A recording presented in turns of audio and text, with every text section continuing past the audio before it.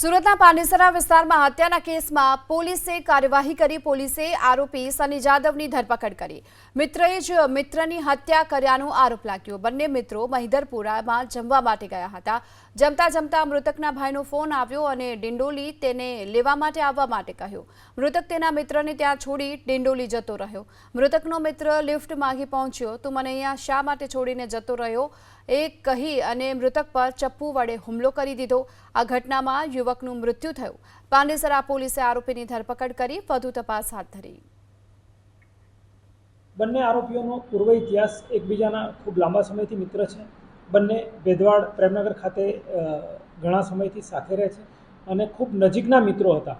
અને જે પગલું ભરવામાં આવ્યું તે પોતાના મિત્રના પોઝિશન ભાવ પર કે શા માટે મને મૂકીને કીધા વગર નીકળી ગયો એવા ભાવ સાથે તેણે હુમલો કરેલ, જે મૃત્યુમાં નિપજેલ છે.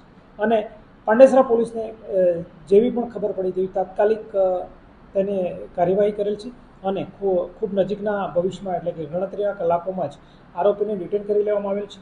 આરોપીને પોલીસને લાવવામાં આવેલ છે. તેની પૂછપરછ ચાલી રહેલ છે અને પૂછપરછ બાદ તેની કાયદેસરની કાર્યવાહી કરવામાં આવનાર છે.